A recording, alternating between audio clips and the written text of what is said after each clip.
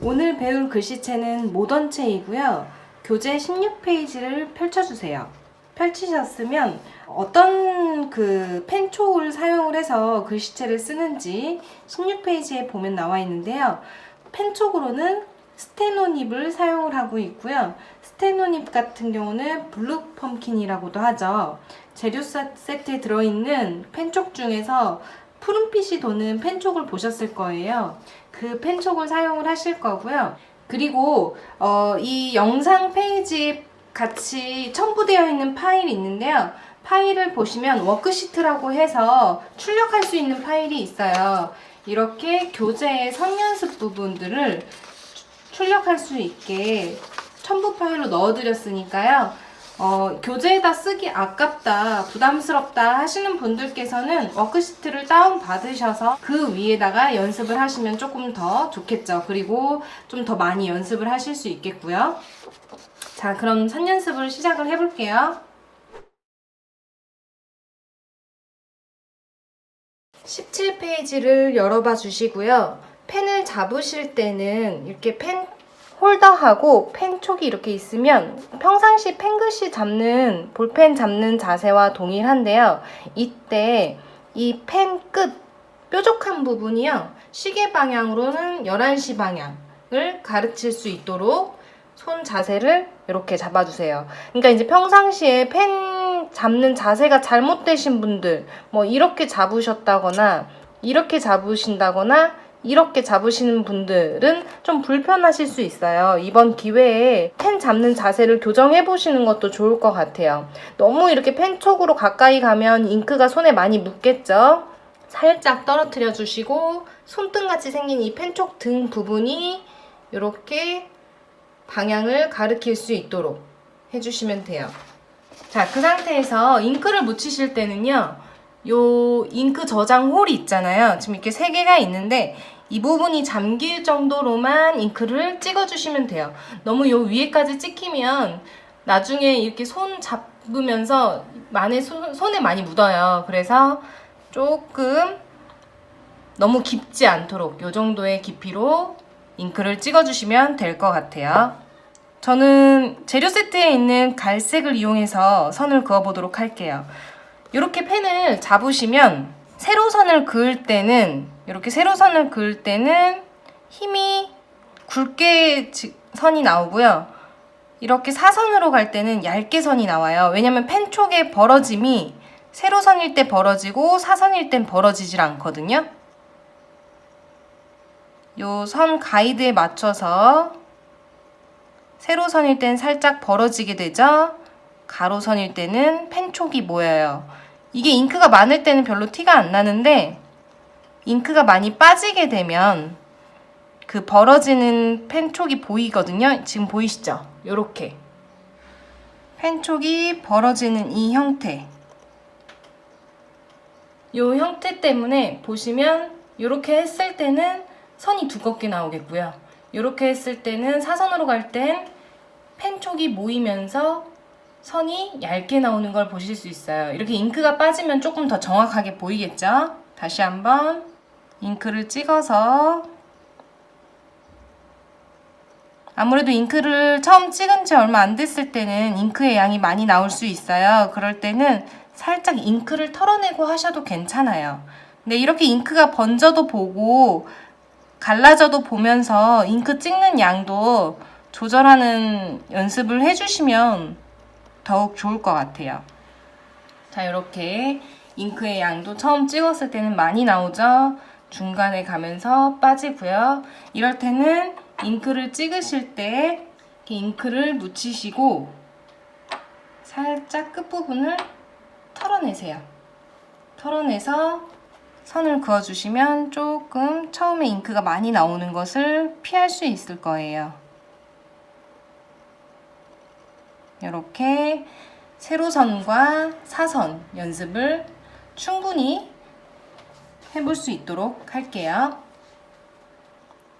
이 선도 마찬가지로요. 세로일 때, 사선일 때 굵기의 차이가 있도록 약간의 힘을 주세요. 세로일 때. 세로획을 그으실 때 살짝 힘을 주셔야 약간 굵기도 나오면서 강약이 좀 생기겠죠? 이렇게 이어주시고요. 웨이브 약간 꼬이듯이 이때 펜 촉에 힘 조절하는 연습도 해보시면 좋을 것 같아요. 힘도 많이도 줘보시고 약하게도 줘보면서 이 펜 촉의 탄성에 조금 더 적응을 해주시고 어느 힘, 왜냐면 사람마다 손에 힘을 주는 습관이 다르기 때문에 많이도 줘보시고 작게도 줘보시면서 내 손의 필 압에 맞게 펜 촉을 다스릴 줄 알면 조금 더 좋겠죠.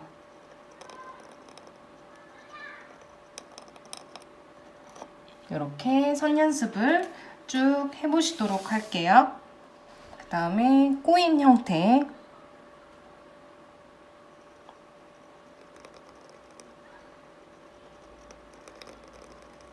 이것도 마찬가지로 사선일 때와 세로획일 때의 힘 조절.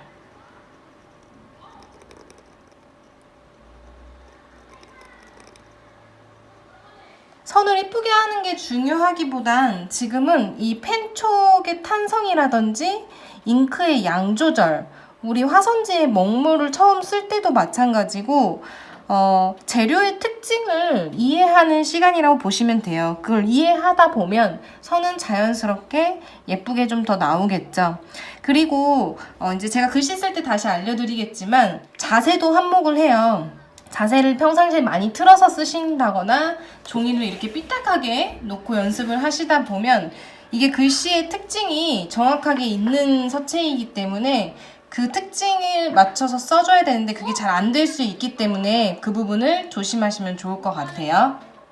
자, 그럼 글씨의 특징을 한번 알려드릴 텐데요. 이 모던체 같은 경우는 가로획은 약 35도 각도의 기울기, 즉 시계로 따져보면 이렇게 가로획이 있잖아요. 이 가로획이 1시와 2시 사이의 시간을 가리키는 정도의 각도라고 보시면 되고요. 세로획 같은 경우는 기울기가 없는 수직으로 표현이 되어 있죠. 그리고 나서 가로획 기울기에 맞게 자음과 모음이 흐름이 이어가는 걸 볼 수 있고요. 이렇게 삼각형 틀이 있는 글씨 안에 글자와 자음과 모음 또는 초성, 중성, 종성의 비율이 삼각형에 맞게 떨어지는 걸 볼 수 있어요. 그리고 이렇게 모음이 가로획일 때는 자음의 가로획과 모음의 가로획의 기울기가 같아야 돼요. 이때 마찬가지로 받침이 있는 경우에는 전체적인 큰 틀이 삼각형을 이루면서 이렇게 서로 가로획 길이 동일하게 기울어지는 게 특징이에요. 이게 기울기가 사실 되게 중요한데요. 기울기가 조금이라도 틀어지거나 많이 삐뚤빼뚤할 경우에는 글씨가 난잡해 보일 수 있어요. 근데 대부분 이 기울기가 안 돼서 글씨의 느낌이 잘 안 나오더라고요. 근데 딥펜 같은 경우는 붓글씨랑 다르게 굵기의 강약을 많이 표현할 수 있는 펜촉이 아니기 때문에 멋을 낼 수 있는 부분이 곡선 아니면 기울기가 거의 대부분이라고 보시면 돼요. 뭐 펜촉의 특성상 뭐 스퀘어 닙이나 오너먼트 닙처럼 뭐 둥글거나 네모내서 그걸 살려서 하지 않는 경우에는 이런 포인트 닙 같은 경우는 글씨의 각도 조절로 서체를 만드는 경우가 많기 때문에 이 각도를 먼저 이해해 주시는 게 좋아요. 그리고 평상시 이 딥펜 잡는 자세하고 볼펜 잡는 자세랑 비슷하다 보니까 글씨를 빨리 쓰게 되면 딥펜의 서체가 나오는 게 아니라 평상시 쓰는 글씨체가 나올 수 있어요. 그러니까 한 선 한 선 그리듯이 그림을 그리듯이 글씨를 표현을 해주시는 게 조금 더 도움이 되실 거라 생각합니다. 자, 그러면 교재 18페이지를 보시면서 자음과 모음을 한번 연습을 해보도록 할게요.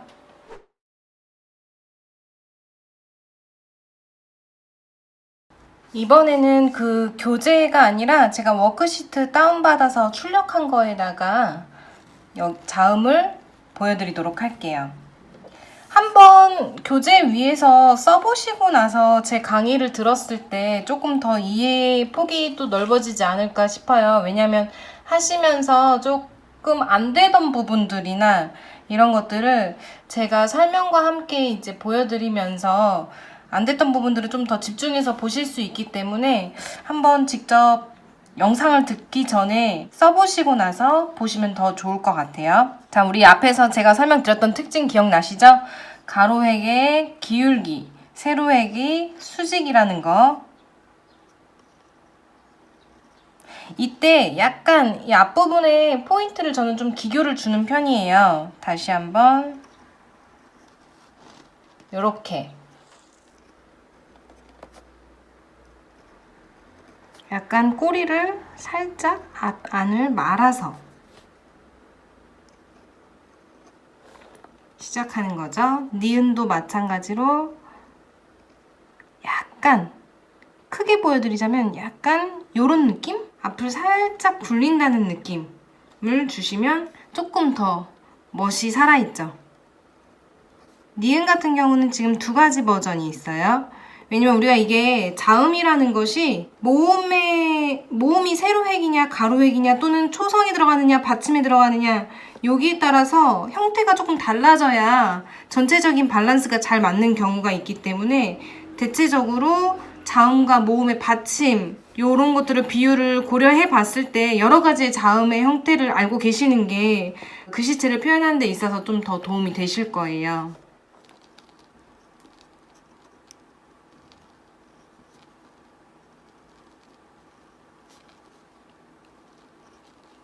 디귿 약간 굴린 것과 각진 거 이건 폭이 좁은 거 이거는 보통 받침에 많이 쓰이는 형태고요. 리을 같은 경우 좀 손에 안 익어 있으면 특히나 많이 틀리시는데 이렇게 가이드가 있는 상태에서 연습을 하시면 정말 도움이 많이 될 것 같아요.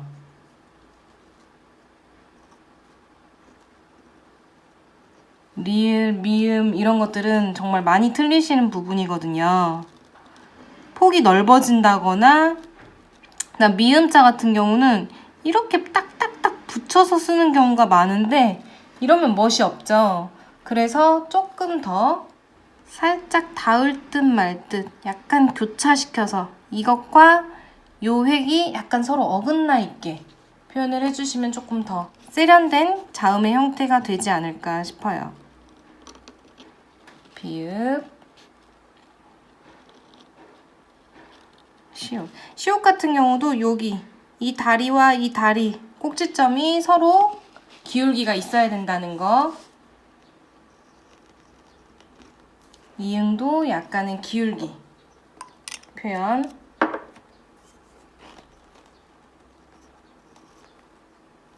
지읒도 다리, 각도. 치읓. 이때 지읒, 치읓 같은 경우는 이렇게 납작한 지읒자를 쓸 때가 있고 폭이 좁고 긴 지읒자를 쓸 때가 있어요. 왜냐면 이런 거는 밑에 받침으로 모음이 들어갈 때, 모음이 가로획일 때죠. 여기는 모음이 세로획일 때, 이럴 때는 자음의 비율들이 자꾸 바뀌기 때문에 다음 페이지에서 배우시겠지만 미리 고려해서 연습해 주시면 좀 더 좋겠죠.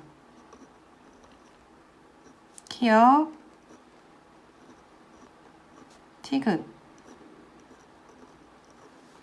티귿. 티귿 같은 경우는 이렇게 쓰셔도 괜찮아요.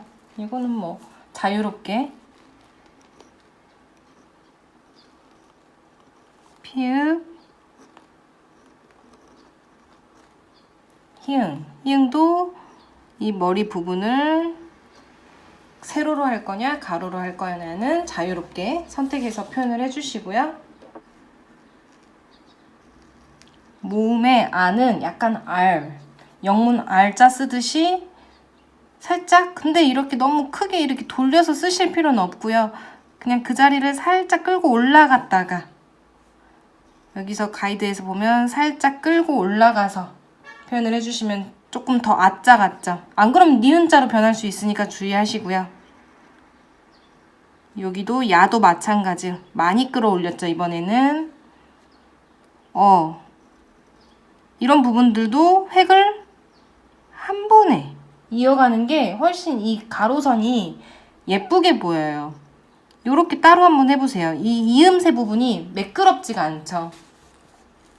어려울 수는 있어요. 한 번에 연결해서 쓴다는 게 어려울 수는 있지만 쉬운 대로 연습하면 글씨가 잘 안 느니까.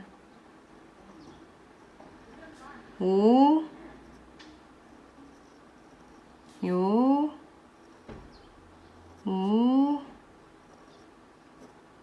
유, 으, 이. 이때 짧은 획을 먼저 그어야 하는 경우, 짧은 획을 먼저 그어야 하는 경우는 오나 요, 어나 여 이런 것들은 글씨를 이어서 표현을 해주시면 좋겠고요. 어이, 아이. 어떻게 연결을 하는지 잘 봐주세요. 이음새 부분. 지금은 제가 그냥 가이드에 맞게 되게 이렇게 정직하게 표현을 했는데 실제로 글씨를 쓸 때는요, 약간 앞선을 짧게, 뒷선을 길게, 앞선을 짧게, 뒷선을 길게 표현을 해주시면 우리 삼각형 형태 유지하는 데 있어서 조금 더 도움이 되겠죠? 여의하고 야의도 마찬가지로요. 앞선은 좀 짧게, 뒷선은 좀 길게, 앞선은 짧게, 뒷선은 길게 이렇게 표현을 해주시면 좋을 것 같아요. 그러면 쌍자음, 요것도 앞부분이 조금 작고 뒷부분이 크게, 앞부분이 살짝 작게, 뒷부분이 크게. 그래서 약간 이렇게 삼각형이 유지된다는 느낌. 쌍시옷, 쌍지읒. 자, 이렇게 자음 모음을 워크시트를 다운받아서 연습을 해주시는 게 좀 더 많이 그리드가 그려져 있기 때문에 편해요. 물론 일반 로디아 노트에도 연습을 해주시면 좋겠고요. 이렇게 자음 모음 워크시트를 다운받아서 난 아직 글씨가 사선에 감이 없고 세로선이 자꾸 틀어진다 하시는 분들은 꼭 이 워크시트로 다운받으셔서 연습을 해주시는 게 좋을 것 같아요. 자, 그럼 19페이지에 나와 있는 자음의 다양한 비율 연습 한번 해보도록 할게요.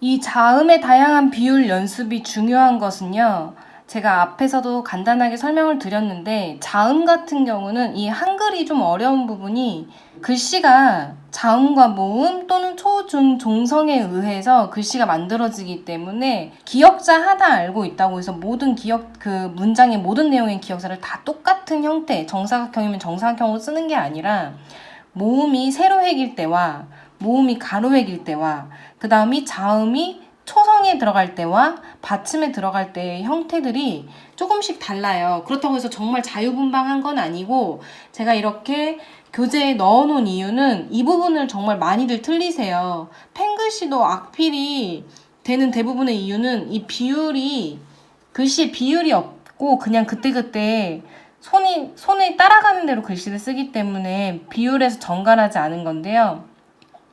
예를 들어 우리 사람도 머리 크기와 몸통 크기, 다리 길이 이런 것들의 비율이 예쁘게 맞았을 때 모델이 되죠.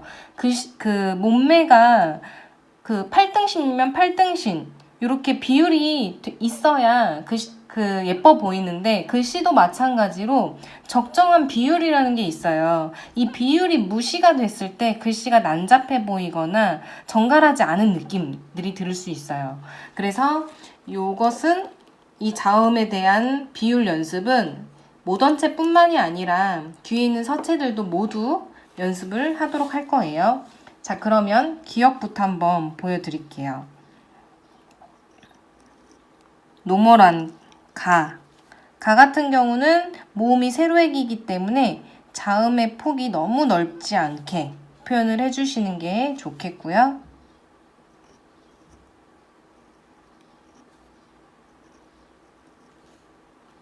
이때도 마찬가지로 초성 같은 경우는 자음의 폭이 너무 넓지 않게, 하지만 받침 같은 경우는 약간은 거리가 있는 것을 볼 수 있죠. 초성에 비해서.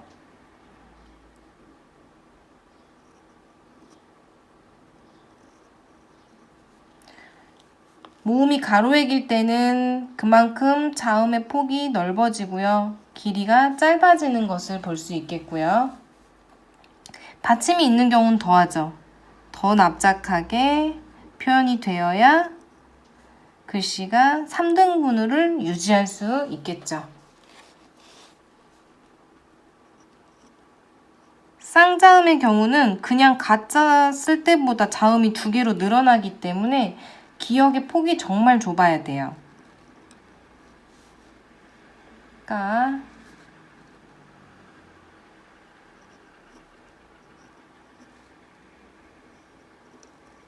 꾸, 이렇게 정말 가이드에 정확하게 똑바르게 맞추긴 어렵지만 그 틀에서 크게 벗어나지 않으면 글씨의 모양이 어색해 보이진 않을 거예요.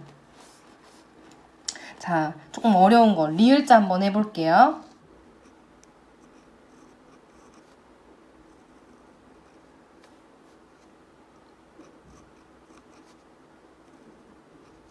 받침이 들어갈 자리,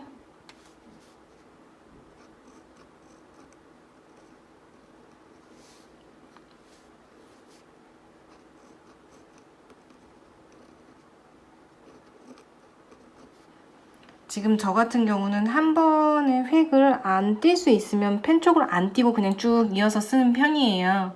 근데 처음에는 어려우면 띄어서 연습해 주시고 각도가 틀어질 수 있으니까 연결하는 연습보다는 각도를 위주로 먼저 연습을 해 주시고요. 이 각도가 조금 손에 익었다, 눈에도 익었다 했을 때 그때는 연결하는 연습을 해 주시면 좀 더 좋을 것 같아요. 그리고 지금 교재하고 다르게 이거는 기본형으로 썼는데요. 교재는 조금 더 받침을 옆으로 넘겼어요. 두 가지를 다 사용하실 수 있으니까 여러 가지 각도로 연습을 해주시면 좋을 것 같아요. 왜냐면 이런 각도는 우리가 덩어리 배우셨잖아요. 이 덩어리, 그러니까 문장의 공간 활용을 할 때 상황에 따라 글씨가 길어질 수도 있고 납작해질 수도 있는데 그런 상황에 맞게 글씨의 형태를 조금 변형하는 거기 때문에 여러 가지를 알고 있으면 변형하실 수 있는 범위가 커지겠죠. 롤자도 마찬가지로 약간 옆으로 이렇게 표현할 수도 있고요. 그리고 이 글씨는 살짝 선을 날리는 특징이 있어요. 뚝뚝 끊어지듯이 표현하는 게 아니라 비교해 보여드릴게요. 이렇게 딱딱 끊어서 선이 맺히도록 글씨를 표현하는 게 아니라, 자, 이거는 그냥 안 날리고 쓴 거, 그 다음에 날리고 쓴 거,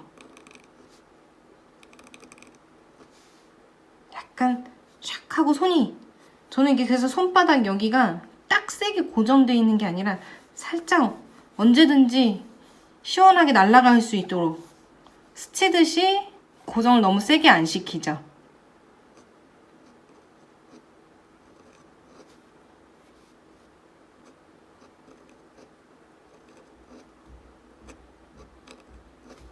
이렇게 선 연습을 할 수 있겠죠.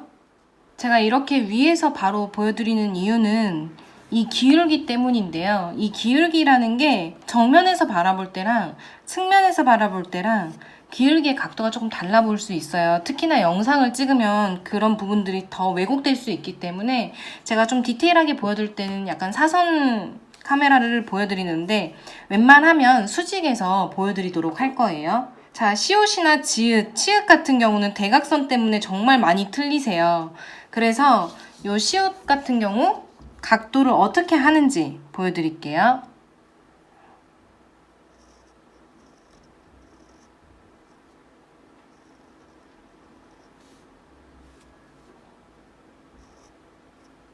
이 다리가 절대 뒷다리가 길어질 수가 없어요. 우리 각도상 이렇게 사선을 계속 연습을 해야 되기 때문에 이게 뒷다리가 더 길어지면 글씨가 뒤로 자빠지는 듯한 형태가 만들어질 거예요. 그래서 이게 각도가 눈에 안 익었을 때는 틀린지 모르고 계속 쓰시는 경우가 많아요. 근데 이게 눈에 익으면, 이 각도들이 눈에 익으면 뭔진 몰라도 정말 글씨가 어색해 보인다. 이제 그런 것들을 느끼실 수가 있어요. 그래서 많이 보고 많이 연습하는 것만이 답이라는 거죠. 근데 붓글씨 저희 그 수업 중에 붓글씨 수업에 가한 글꼴 있잖아요. 그 기울기를 연습해 보셨던 분들은 조금 이해하시기 빠를 것 같아요. 치읓 한번 가볼게요.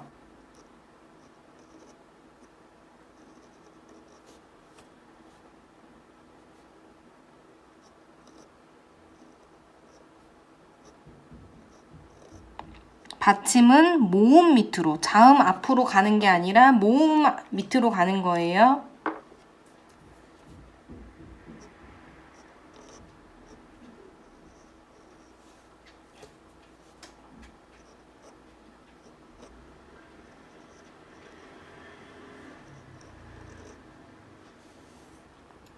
이렇게 표현할 수 있겠고요. 히읗 한번 보여드릴게요.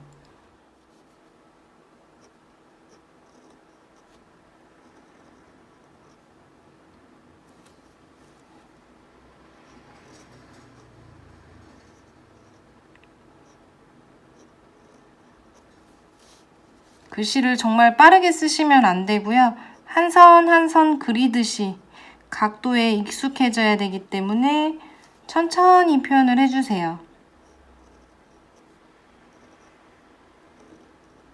이때 동그라미 같은 경우도 바닥면이 이렇게 사선으로 틀어지는 걸 볼 수 있죠. 자, 지금 제가 전체적으로는 다 못 보여드렸어도 영상이 너무 길어질까봐 대표적으로 조금 어려운 부분들이나 기본적인 부분들을 보여드렸어요. 이렇게 포인트를 잡아서 자음의 비율을 기역부터 히읗까지 꼭 연습을 충분히 해주셔야 단어나 문장이 예쁘게 나오겠죠. 그래서 충분히 연습을 해주시면 좋을 것 같아요.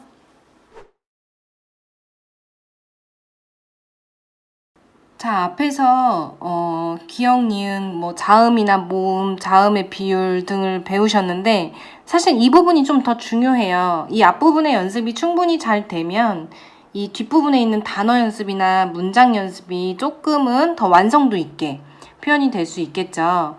그래서 지금 제가 단어와 문장을 대표적으로 몇 개만 보여드릴 텐데요. 이것도 마찬가지로 한번 전체적으로 직접 써서 경험을 해보시고 나서 영상을 한번 봐주시면 더욱 좋을 것 같아요. 자, D펜 한번 써보도록 할게요. 이제 노디아 노트에다 표현을 하고 있고요. 사선의 각도 그런 가이드는 없지만 그래도 이 안에 그리드가 있기 때문에 적어도 세로선이 틀리지는 않는 게 좋겠죠.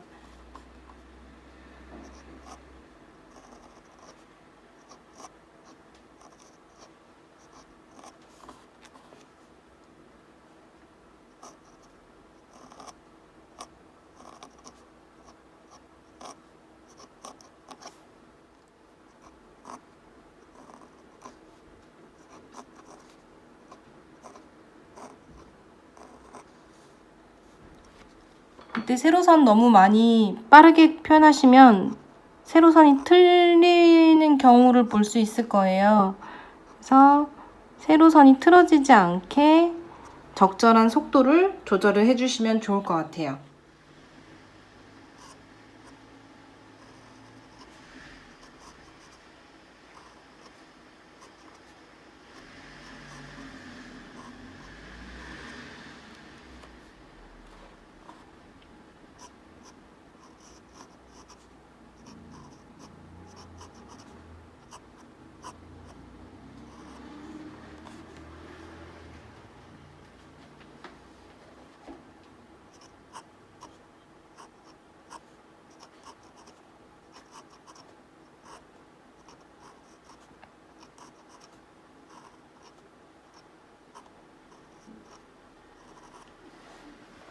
자, 이렇게 단어들 한번 연습을 해봤고요. 바로 이어서 문장 쓰기도 한번 보여드리도록 할게요.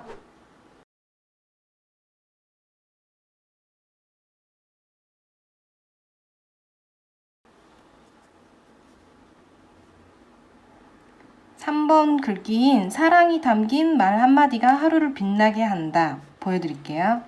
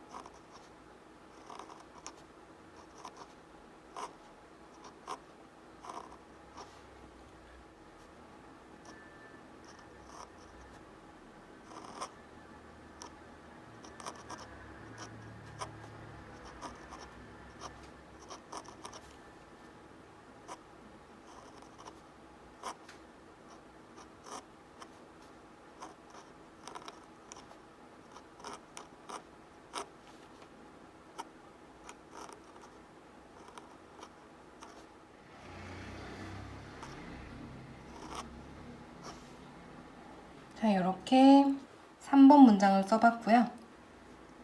쓰시면서 손이 좀 아프다 싶으면요, 오래 장시간 쓰시면 글씨가 오히려 더 잘 안 나와요. 힘이 손에 많이 들어가 있기 때문에 중간중간에 손에 힘을 한 번씩 빼주시고, 그러고 회복하셔서 연습을 해주시면 좋을 것 같아요.